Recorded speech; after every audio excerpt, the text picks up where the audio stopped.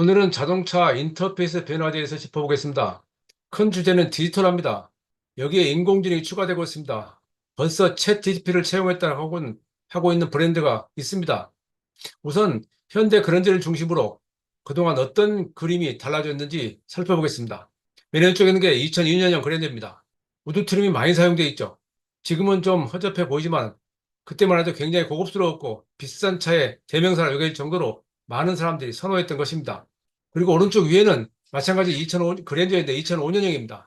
여기서는 우드 트림이 사용되긴 했는데 스티어링 휠도 들어가 있고 랩 라운드를 표현하기 위해서 대시보드 위쪽으로 좌우로 길게 늘어뜨렸습니다. 여기에서 강조되고 있는 것은 센터펫의 가운데 있는 AV 모니터입니다. 여기에는 DMB를 통한 텔레비도 볼 수 있고 내비게이션도 확인할 수 있습니다. 그리고 그 아래 별도의 터치식 버튼을 배치했습니다. 그래도 할 수 있는 것은 공조 시스템과 오디오 컨트롤 패널이 전부입니다. 이런 것들만 채용되어 있어도 상당히 고급차로 여겨졌었고, 그래서 그랜저는 그 이후로 꾸준하게 한국에서 패밀리카의 대명사로 떠오르게 됐죠. 그리고 다시 2009년형에서는 왼쪽의 사진입니다. 같은 내용이긴 한데 대시보드의 레이아웃이 약간 변화가 있습니다. 큰 틀에서 본다면은 터치식 버튼도 있는 건 마찬가지지만은 그 아래 패널 모양이 달라져 있고요. 또 에어벤트의 그래픽이 달라졌습니다. 에어벤트는 어디에 배치하에 따라서 그 레이아웃에 중요한 역할을 합니다. 그리고 오른쪽에 2011년형 그랜저입니다. 이 차는 2009년에 등장한 YF 소나타의 센터페시아에서 발전한 것입니다. YF 소나타가 메탈 트림을 백그라운드로 해서 Y자형 센터페시아를 만들었는데 거기에서 한 단계 더 발전해서 더 화려해 보입니다. 마찬가지로 AV 모니터가 중심이고 다이얼식 버튼이 있고 그 아래쪽에 실렉터 레버가 있습니다. 사실은 그 이상으로 크게 발전할 수 있는 것이 아니었습니다만은 이렇게 다양한 방법을 통해서 고급성을 표현하고 있었던 것이 당시의 추세였습니다. 그럼에도 불구하고 크게는 간결, 심플 이런 단어가 통했던 시대가 시작됐습니다. 2016년형 그랜저가 그것인데요. 레이아웃은 상당히 바뀌었지만은 위쪽에 AV 모니터 강조된 것은 같습니다. 그 아래쪽에 공조 시스템, 오디오 패널이 있는 것도 다르지 않습니다. 그러나 전체적으로는 간결화 한다는 것이 강조되어 있는 내용입니다. 그리고 2022년형 그랜저는 커브드 디스플레이, 곡면형 디스플레이 창이 두 개가 길게 늘어서 있고 그 아래쪽에 별도의 공조 시스템 컨트롤 패널이 있습니다. 그러니까 디지털화를 통해서 버튼과 스위치를 없애고 디스플레이 창으로 모든 걸 통합한다. 그런 개념에서 약간 벗어난 모델입니다. 그리고 마찬가지로 스티어링 휠 스포크의 디자인도 많이 다르죠. 3스포크인 것은 마찬가지인데 그 모양이 다르고 그래픽이 다르죠. 그것은 고급감을 강조하기 위한 현대자동차만의 그래픽입니다. 어쨌든 그 상태에서 소비자들은 또 다른 걸 기대했었지만 아직은 크게 변화가 없습니다. 예를 들어서 왼쪽에 그랜저 2023년형을 보면은 크게 달라진 거 없고 아래쪽에 컨트롤 패널이 있는 것은 같습니다. 이는 BMW가 작년에 선보인 i7하고 컨셉은 같습니다. 표현하는 내용은 다르지만 컨셉은 같습니다. i7도 센터 패시아가 있고 그 아래쪽에 컵홀더를 지나서 그 뒤쪽에 i드라이브를 중심으로 한 컨트롤 패널이 있습니다. 그러니까 현대자동차의 공조 패널하고는 내용이 다르긴 하지만은 자주 사용하는 모델, 이 차에서 필요한 기능들은 적극적으로 외부에 노출시킨다는 그런 개념이 들어가 있는 거죠. 그런데 이것을 좀 더 단적으로 표현할 수 있는 것이 BMW 7시리즈를 통해서 확인할 수 있습니다. 왼쪽에 맨 위에 사진은 제가 2021년에 독일 뮌헨의 신차 발표에 가서 촬영한 사진입니다. 여기서 가장 저는 이 차를 처음 만났을 때 외부에 생경한 선과 생경한 그래픽으로 생경한 면으로 상당히 놀랐습니다. 어색했습니다. 실내에 들어와서도 마찬가지입니다. 두 개의 디스플레이 창이 있고 가운데는 셀렉트 레버 대신에 다이얼식 컨트롤 펜 하나만 있었습니다. 이 컨트롤 펜 하나로 센터펫의 위쪽에 있는 디스플레이 창의 모든 기능을 조작하는 그런 형태였습니다. 어색했겠죠? 어쨌든 BMW 7 시리즈의 아이드라이브를 중심으로 한 변화를 보면은 왼쪽 4개의 사진에서 그 중에서 왼쪽 위에 부분의 것이 첫 번째 1세대 모델의 아이드라이브의 컨트롤 패널입니다. 다이얼 하나밖에 없습니다. 그것이 다시 몇 년 지난 뒤에 다음 세대로 진화하면서 컨트롤 패널 다이얼 주변에 7개의 버튼이 추가됩니다. 그러니까 소비자들이 자주 사용하는 버튼을 밖으로 꺼내라 하는 피드백을 했고 그것을 반영해서 BMW는 그와 같은 그림을 만든 겁니다. 그리고 그 바로 아래 내려오면은 셀렉트 레버가 있죠.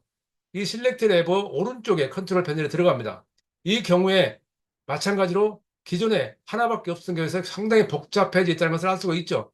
그리고 다시 작년에 선보인 i7에는 가운데 컨트롤 패널을 가운데 다이얼식 버튼을 비롯해서 왼쪽에 실렉트 스위치가 있습니다. 변속 스위치가 있습니다. 사실은 이걸 어떻게 처리하냐에 따라서 자동차 회사들의 성향을 알 수가 있는데, 마찬가지로 BMW도 실제 사용자들이 자주 사용하는 기능은 가능하면 외부로 누출해서 직접 보고 작동할 수 있게 해라 라는 것을 반영한 것이죠. 사실은 이렇게까지 말하는 데는 바로 테슬라의 역할이 컸습니다. 저는 테슬라의 모델 S를 2013년에 처음 접했었고 2018년에 서울에서 들어왔을 때 시승을 하고 그것을 글로 썼었는데요. 우선 생경했던 것이 운전석에 앉으면은 모델 S는 두 개의 디스플레이 창이 있습니다. 운전석 안에 앞에 계기판하고 센터페시아의 세로형 계기판입니다. 모델 S는 세로형인데 모델 3는 가로형입니다. 이 계기판 하나 안에 거의 모든 것들이 다 통합되어 있습니다. 그러니까 에어 벤트에 마저도 이 컨트롤 패널을 통해서 조작을 합니다. 그러니까 도어를 열고 닫는 것도 마찬가지죠. 거의 모든 기능을 이 컨트롤 패널 디스플레이 창을 통해서 합니다. 밖에 나와 있는 것은 비상등 정도입니다. 근데 이것이 어떻게 작동이 되냐는 처음 접하는 사람들이 상당히 생경할 수 있고 어색할 수 있습니다만은, 특징적인 것은 거의 모든 자동차 회사들이 디스플레이 창에 앱을 표시할 때 우리가 스마트폰에서 본 것과 비슷한 형태의 그림을 씁니다. 근데 테슬라는 그걸 하지 않고 글자로 표시합니다. 글자로 표시해서 그 글자를 터치하면은 그대로 다음 단계로 들어가서 작동을 할 수 있게 하죠. 그때 이미 테슬라는 운전석 앞 계기판에 내 차를 중심으로 좌우에서 일어나는 상태를 보여주었습니다. 지금은 자동차 좌우 차선에 차로에 지나가는 차들을 그림으로 보여주는데, 아직은 트럭과 밴을 정확히 구분하지 못합니다. 승용차와 SUV까지는 구분하는 것 같은데 버스하고 대형 트럭도 구분하지 못하고 같은 형태로 표시해 주긴 합니다만은 어쨌든 많이 표시됩니다. 자전거가 표시되는 경우도 있고요. 어쨌든 이런 것들이 테슬라가 가지고 있는 특징이고, 이건 굉장히 많은 반응을 일으켰고 미국을 중심으로 또 한국에서도 젊은 층들이 호응을 얻었던 그런 내용입니다. 이것은 좋다 나쁘다 옳다 그르다가 아니라 사용자의 취향에 따라 달라질 수 있다는 얘기죠. 그런데 그런 것에 대응해서 전통적인 자동차 회사들은 그들만의 방식으로 인터페이스를 바꾸고 있습니다. 이게 현대자동차 아이오닉 5인데요. 아이오닉 5는 두 개의 디스플레이 창을 연결해서 배치했고 그 아래쪽에 별도의 공조 시스템 컨트롤 패널을 배치합니다. 보시다시피 왼쪽에 사진 보시다시피 아날로그식 버튼입니다. 이것이 사실은 그 소비자들 입장에서는 운전 중에 쉽게 간단하게 조작할 수 있는 그런 것이라서 상당히 중요시 되는 내용이다라고 생각을 하고 있는 거죠. 이는 벤츠나 폭스바겐도 마찬가지입니다. 왼쪽 아래 사진이 제가 가장 최근에 시승했던 벤츠의 CLE 쿠페인데요. CLE 쿠페는 기본적으로 극단적인 디지털화가 추진되어 있는 모델입니다. 그 대부분의 언뜻 외부에 보기에는 버튼과 스위치가 없습니다. 그런데 이 디스플레이 창 아래쪽에 별도의 패널을 만들어서 자주 사용하는 버튼들을 배치하고 있습니다. 마찬가지로 현대자동차 그랬듯이 마찬가지로 반영을 한 건데, 소비자들의 피드백을 반영한 건데 그 방식이 다른 거죠. 오른쪽 위에 보이는 게 폭스바겐의 신형 ID4입니다. 이 모델 역시 디스플레이 창은 그대로 있는데 아래쪽에 자주 사용하는 버튼을 내려놓았죠. 또 하나는 그 아래 에어 벤트를 이 모델은 손으로 조작할 수 있겠습니다. 간단한 것 같으면서도 상당히 소비자들한테는 중요한 걸로 여겨지는 모양입니다. 그래서 이와 같은 변화가 있습니다. 그리고 가장 최근에 제가 탔던 모델, 스페인에 가서 시승했던 폴스타 4하고 폴스타 3가 지금 주목을 끌었습니다. 저한테는. 우선 눈길을 끄는 것이 스티어링 휠 스포크의 디자인입니다. 왼쪽이 폴스타 4고 오른쪽이 폴스타 3입니다. 폴스타 4에는 스포크의 버튼에 몇 가지 그림이 보입니다. 그래서 이건 뭐 하는 것이구나 알 수가 있습니다. 그런데 오른쪽에 폴스타 3에 있는 것은 아무런 그림 또는 글씨가 없습니다. 이걸 어떻게 작동하느냐?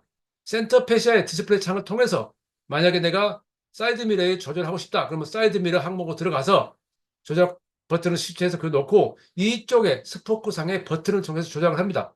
스티어링 휠도 이 마찬가지 방법으로 이 버튼을 통해서 조작할 수가 있습니다.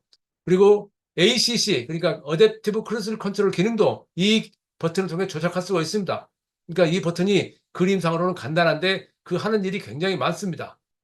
이게 어떻게 받아들일 것이냐는 앞으로 지켜봐야 될 것 같습니다. 사실은 현대도 그렇고 벤츠도 그렇고 폭스바겐도 그렇고 테슬라가 이끌어왔던 디지털화에서 그렇게 크게 소비자의 편의성에서 좋지 않다 하는 내용도 대부분 반영하고 있습니다. 그러면서 그들만의 방식으로 다시 아날로그 방식을 추구하는 그런 형태를 취하고 있는데 폴스타는 그런 점에서 상당히 그들만의 아이덴티티를 만들어내고 있는 것 같습니다. 그런데 폴스타는 거기에 또 다르게 이 디스플레이 창을 다른 형태로 구성했습니다.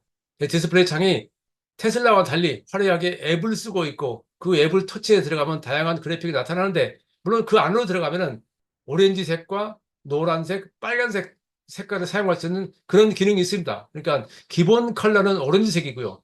에이다스, 그러니까 운전자 보조 시스템을 이용할 때는 노란색을 바뀌고요. 비상 상황일 때는 빨간색으로 바뀝니다. 물론 그런 것들이 모두가 다 그 색깔 위에 글씨로 표현되어 있습니다. 그래서 쉽게 작동할 수 있는 것은 마찬가지인데 이 역시 사실은 그 스포크에 있는 버튼 하나로 작동했을 때와 무엇이 다른가에 대해서는 소비자에 따라서 그 반응이 다를 것 같습니다. 그럼에도 불구하고 젊은 층들은 이런 형태의 새로운 것들을 가짓이라고 표현한 이런 것들을 좋아하기 때문에 상당히 많은 호응을 얻고 있는 것으로 보입니다. 오늘날 모든 자동차 회사들이 디스플레이를 다양하게 내놓고 있는데 사실은 공면형 디스플레이하고 이렇게 별도로 분리한 디스플레이하고 사용하는 메이커들의 그 많은 차이가 있는데요. 폴스타 3는 세로형이고요. 이 차는 지금 가로형입니다. 그래픽이 다릅니다. 그래픽이 다르고 일단 화면을 이렇게 5등분해서 사용할 수도 있고요. 이렇게 손으로 밀고 당겨서 이 화면 크기를 줄일 수가 있어요. 이것도 내가 내 원하는 정보를 여기다 갖다 놓을 수 있고요. 그리고 자주 사용하는 버튼을 이 아래쪽에 지금 나열하고 있습니다. 근데 단 한 가지 이 공조 시스템을 작동하는 버튼을 이 안쪽에서 하는 것보다는 밖에서 우리가 흔히 했던 대로 했으면 좋지 않겠냐 그런 생각이 들긴 합니다. 그럼에도 이 차에서 우리가 볼 수 있는 것은 이 그래픽 자체가 우리 흔히 스마트폰을 통해서 익숙해진 그런 모양이죠. 이 새로운 메뉴로 들어갈 때 상당히 빠르게 접근을 하고요. 그 다음 단계가 없습니다. 그러니까 내가 필요한 것을 그때그때 빨리빨리 찾아서 할 수 있다는 것. 대신 이 상황에서 내가 이 나와 있는 메뉴들을 전부 확인하고 기억을 하고 있어야 되죠. 물론 이걸 운전하는 과정에서 모두 한다는 건 쉬운 얘기는 아니고요. 대신 이제 한 가지 음성인식 기능도 많이 발달해 있긴 하지만은 생각보다 빠르지 않다. 인식이 정확하다거나 그런 생각은 들지 않습니다. 새로 구상하고 있는 전기차 업체인 폴스타 입장에서는 그들만의 독창성을 만들어내야 되고 그들만의 독창성을 위해서 무엇이 필요한지도 그들식으로 표현했다는 것입니다. 물론 기본은 스칸디나비안 팩트라고 하는 그런 요소가 있죠. 스웨덴식 그런 디자인이 들어간다는 건데 어쨌든 상당히 이색적이었던 점에서 제가 이 폴스타 3의 사진을 여러분께 보여드렸습니다. 그리고 가장 최근에 탔던 파노라마 4도 지적할 게 있습니다. 마찬가지로 디지털화가 중심입니다. 맨 왼쪽에 운전석 앞에 계기판이 있고 오른쪽에는 센터페시아 그리고 맨 오른쪽에 동승석역 디지털 디스플레이가 있습니다. 마찬가지로 애플리케이션으로 표현하는 모양입니다. 여기서 특징적인 것은 이 차가 가솔린 차이기 때문에 계기판의 가운데 엔진 회전기가 중심을 잡습니다. 포르쉐 모델은 다 그렇죠. 그게 3연이든 클러스가 3개 있든 5연이든 5개가 있든 가운데는 엔진 회전기가 들어갑니다. 그러니까 포르쉐만의 독창성을 지금 디지털화 시대에도 지키겠다는 겁니다. 여기서 또 눈길을 끄는 것은 동승석 앞에 있는 화면이 운전석에서 전혀 보이지 않았다는 겁니다. 지금까지 이런 형태의 배치들이 있었는데 운전석에서 볼 수가 있었는데 이번에는 볼 수가 없었습니다. 안전을 위한 것이죠. 당연한 것이긴 합니다만 어쨌든 발전이 있다는 얘기입니다. 그리고 센터 패시 아래쪽에 별도의 토글식 버튼이 있고 스위치가 있고 그 아래 자주 사용하는 기능들을 배치해 놨습니다. 그러니까 이게 자동차 회사들이 그들이 하고자 하는 인터페이스가 무엇인가를 그들의 식으로 그들만의 아이디어로 지금 만들어내고 있는 것입니다. 앞으로 이것이 어떻게 발전될 것이냐? 그건 소비자들의 반응에 따라 달려 있습니다. 또 자주 사용해 보면서 안전과 어떤 형태로 직결되느냐를 따져야 할 것입니다. 그것이 좋고 나쁘냐 옳고 그런 문제가 아니고 궁극적으로는 안전에 연결돼야 됩니다. 안전에 이상이 없어야 됩니다. 그러면서 디지털화가 진행돼야 됩니다.